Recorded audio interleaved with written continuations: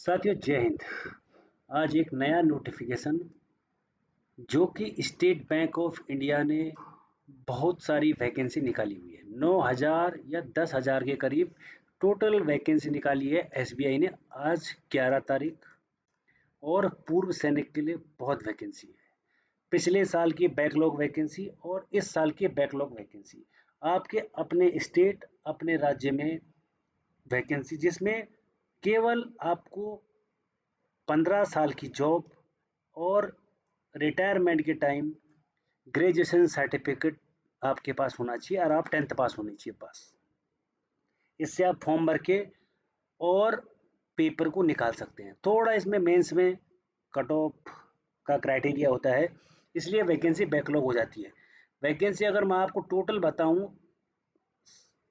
मतलब 760, 333 हज़ार से ऊपर तो ये 1100 ये हो गई, और बैकलॉग 964 और 480 यानी 1314। 14 और 11 कितना होता है, 2500 के करीब पूर्व सैनिक की वैकेंसी हो रही है। आप अपने स्टेट अपने राज्य जहां वैकेंसी ज़्यादा है तो आप ज़रूर भरिएगा और वीडियो में अंत तक बने रहिएगा ताकि आपको पता लग सके कि वैकेंसी कहाँ कहाँ पर है, किस स्टेट में ज़्यादा है।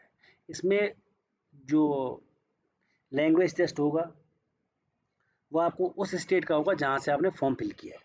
मैं शुरू करता हूँ बिना किसी देरी के। और अगर आपने चैनल को लाइक शेयर और सब्सक्राइब नहीं किया है तो चैनल को जरूर करिएगा ताकि समय समय पर आपको अपडेट मिलती रहे। और कई जो सिविलियन हैं वो भी पूर्व सैनिकों के लिए वीडियो बना रहे हैं और गलत या उल्टा सीधा बता रहे हैं, तो उनकी बातों को तो नज़रअंदाज करिएगा, क्योंकि अगर पूर्व सैनिक जो बैंक में जॉब कर रहा है तो उसी को पता है कि क्या क्या होने वाला है ना। पे प्रोटेक्शन आपको पता है, हम तो आईपीएस वाले हैं, लेकिन पे प्रोटेक्शन आपको हर एक बैंक में मिलेगा, आप चाहे किसी भी बैंक में जॉब करते हैं। और किसी भी, अगर आप डिजिग्नेशन पे हो, सब स्टाफ, चाहे आप क्लरिकल में हो। सबसे पहले मैं शुरू करता हूँ। ऑनलाइन रजिस्ट्रेशन की जो डेट है 11 यानी आज से लेकर 31 अगस्त तक है। ठीक है, केवल एक्स मैन के रिगार्डिंग आपको बताया जाएगा। यहाँ पे एक और चीज़ बताना चाह रहा हूँ इससे पहले मैं, जो पे प्रोटेक्शन है इसमें भी पे प्रोटेक्शन होता है पूर्व सैनिक के लिए। सीधा जो बेसिक पे यहाँ पर दे रखी है, आप किसी की 45 पता नहीं कितनी दे रखी है यहाँ पे, आपकी सीधा बेसिक पे 43 के ऊपर जाएगी और आप 80 के करीब आपकी सैलरी यहाँ पर होने वाली है। सितंबर में इसका पेपर होने वाला है, टेंटेटिव डेट है। और जो नवंबर में इसका मेंस होगा। मेंस में थोड़ा कट ऑफ का क्राइटेरिया होता है, उसको पास करना होता है, तो इसलिए बैकलॉग वैकेंसी रह जाती है। ये रेगुलर वैकेंसी है जो इस साल की है और ये पिछले साल की बैकलॉग वैकेंसी है। यहाँ पर जनरल SC ST सबके लिए वैकेंसी है। ये एक्स सर्विसमैन के लिए और ये डिसेबल एक्स सर्विसमैन दोनों के लिए। यहाँ पर एक्स सर्विसमैन और डिसेबल एक्स सर्विसमैन के लिए तो आपको सब कुछ ही जानकारी दी जाएगी पूरी की पूरी। अगर मैं एक साथ ही दे दूँ तो वो भी सही रहेगा कि टोटल इतनी वैकेंसी है, क्योंकि टाइम कम लगेगा इसमें। अगर मैं सर्कल गांधीनगर या गुजरात की बात करूं तो गुजरात में टोटल 305 वैकेंसी है। ठीक है, और मतलब एक्स सर्विसमैन और डिसेबल एक्स सर्विसमैन के लिए 33, 14, 167 और 138 है ना। आप समझ जाना, पहले एक्स सर्विसमैन फिर डिसेबल एक्स सर्विसमैन फिर एक्स सर्विसमैन फिर डिसेबल एक्स सर्विसमैन, क्योंकि टाइम इसमें ज़्यादा लगता है। फिर मैं कर्नाटक में देखता हूँ, कर्नाटक में 76, 34, 27 और 12 टोटल 39 वैकेंसी है। अगर आप भोपाल, मध्य प्रदेश या छत्तीसगढ़ में जाते हैं तो हिंदी लैंग्वेज है 11, 5, 100 और 59 टोटल 159 वैकेंसी है। यहाँ देखो सब गुजरात में 305 वैकेंसी है पूर्व सैनिक के लिए, तो बहुत अच्छा मौका है। यहाँ पर उड़ीसा में 110, 49, 2 और 16 नहीं, टोटल यहाँ पे अलग अलग हो रहा है ना, यहाँ पे तो अलग अलग हो रहा है, तो यहाँ पे ज़्यादा है वैकेंसी। यहाँ पे 18 अलग है, ये तो खाली डिसेबल एक्स सर्विसमैन के लिए। यहाँ पर टोटल ये अलग अलग हो रहा है, तो ये जो टोटल हो रहा है ये अलग हो रहा है, तो इसमें आप खाली अलग अलग देखिएगा। 110 और 18 यहाँ पे हो गए हैं। उसके बाद JNK में 8 और 3 11 और 5। हिमाचल प्रदेश में कोई वैकेंसी नहीं है। जो बैकलॉग वैकेंसी है वो है 10 और 6 16 वैकेंसी है हिमाचल प्रदेश में। लद्दाख 5 और 2 7 वैकेंसी है। और वहीं अगर आप तमिलनाडु में जाते हो तो 141, 63, 69 और 37। ठीक है। तेलंगाना में 26 और 11, 47 और बैकलॉग कोई वैकेंसी नहीं। वहीं राजस्थान में देखो 35 और 15 50 और 49 और 26 75 वैकेंसी। वहीं वेस्ट बंगाल में 55 और 24 हैं और 93 और 156। टोटल यहाँ पे कम से कम 200 के करीब यहाँ पर वैकेंसी आपको देखने को मिल जाएगी टोटली। अगर आप अंडमान निकोबार 1 वैकेंसी है और बैकलॉग के 7 और 3 10 वैकेंसी है। सिक्किम में 8 वैकेंसी है, 6 और 2 और 5 और 2 7। उत्तर प्रदेश में इस बार कम वैकेंसी है, 25 और 11 36 और 30 बैकलॉग की वैकेंसी है। यहाँ पर डिसेबल के लिए नहीं है, तो टोटल कितनी हो जाएगी यहाँ पर 60-65 के करीब हो जाएगी। महाराष्ट्र में देखो 171 एक्स सर्विसमैन के लिए, 77 डिसेबल एक्स सर्विसमैन के लिए, 236 बैकलॉग की एक्स सर्विसमैन के लिए, 45 डिसेबल एक्स सर्विसमैन के लिए, तो 281 वैकेंसी है। गोवा, अरुणाचल प्रदेश 6 और 2, 5 और 2 और यहाँ पर 17 वैकेंसी है अरुणाचल प्रदेश। वहीं आसाम में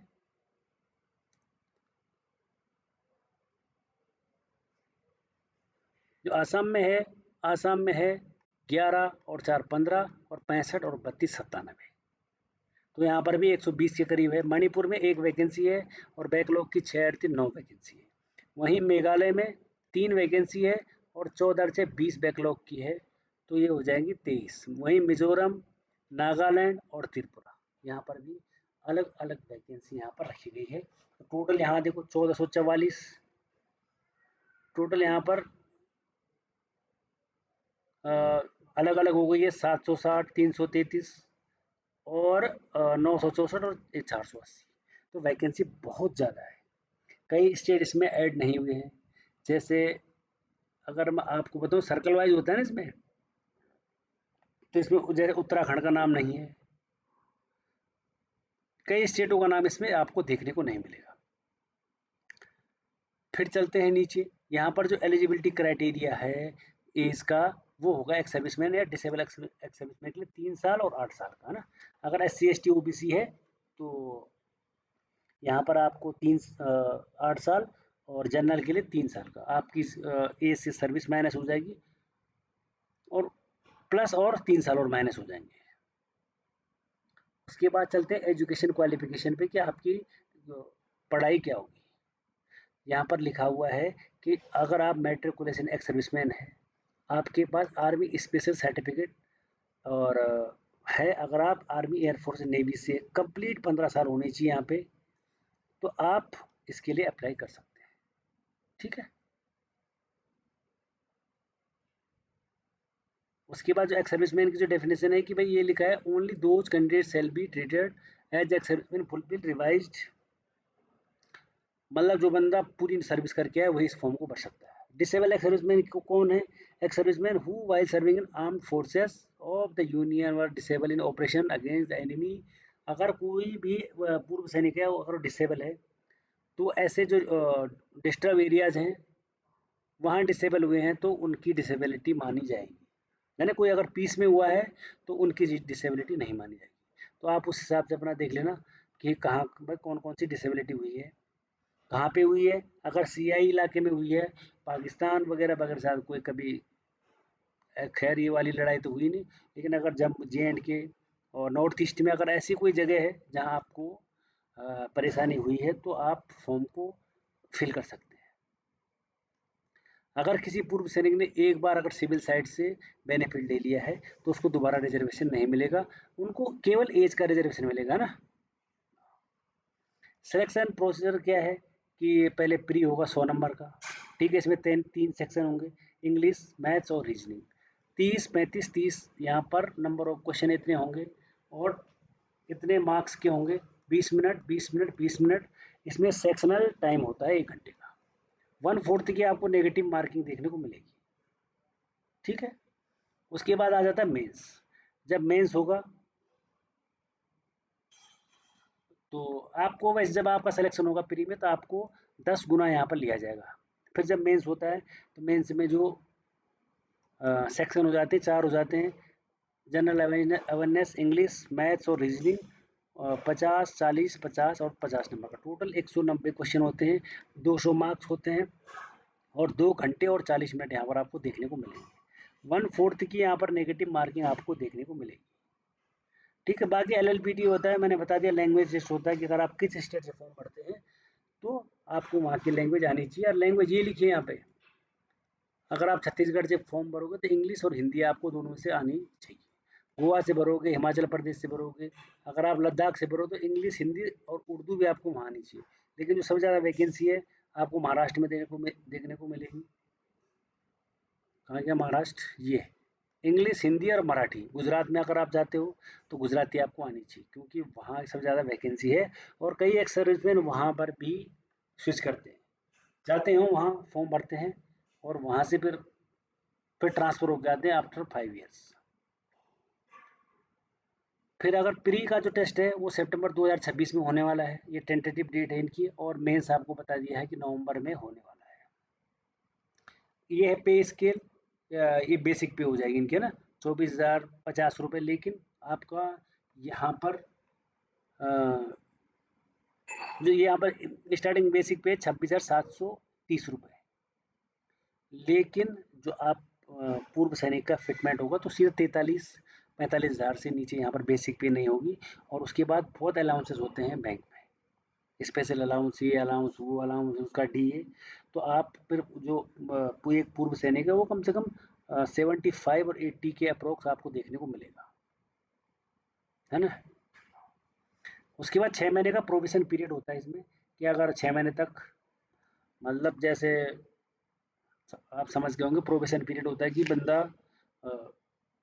उस दायरे में रहता है कि कोई गलत काम ये वगैरह वगैरह 6 महीने तक रहता है ना। उसके बाद आता है आपका, अगर फीस की बात करूं मैं तो यहाँ पे नील है, एक सर्विसमैन के लिए नील है फीस, और वैसे 750 रुपये। अप्लाई कैसे करना है? SBI bank.in.web.career पे आ जाओगे आप, तो आपको इजीली आप खुद भी फॉर्म मोबाइल से भर सकते हैं और फॉर्म को फिल कर सकते हैं। बात करते हैं यहाँ पे सेंटर की और मेन एग्जाम के जो सेंटर मिलेंगे। देखो आपको अंडमान निकोबार, पोर्ट ब्लेयर में, आंध्र प्रदेश, अरुणाचल प्रदेश, बिहार, आसाम, गोवा, गुजरात, आप जिस भी स्टेट से हैं तो आपके नियरेस्ट आपको देखने को मिलेगा। अगर आप हिमाचल के हैं तो बिलासपुर, हमीरपुर, कांगड़ा, कुल्लू, मंडी, सोलन और ऊना डिस्ट्रिक्ट में आपको देखने को मिल जाएगा। अगर आप उत्तराखंड के हैं तो हल्द्वानी, देहरादून, रुड़की। वेस्ट बंगाल के हैं आसनसोल, दुर्गापुर, कोलकाता, हुगली, कल्याणी, सिलीगुड़ी और बुर्दवान आपको देखने को मिल जाएगा। ठीक है, जहाँ आप जहाँ के हो आपको एग्जाम सेंटर देखने को मिल जाएगा वहाँ पे। बाकी इस फॉर्म में कुछ नहीं है, फॉर्म को जरूर भरिएगा, वैकेंसी बहुत ज़्यादा है तो इस बार है बल्ले बल्ले। फिर मिलेंगे एक और नई वीडियो के साथ, एक और नई अपडेट के साथ। तब तक के लिए थैंक यू और धन्यवाद।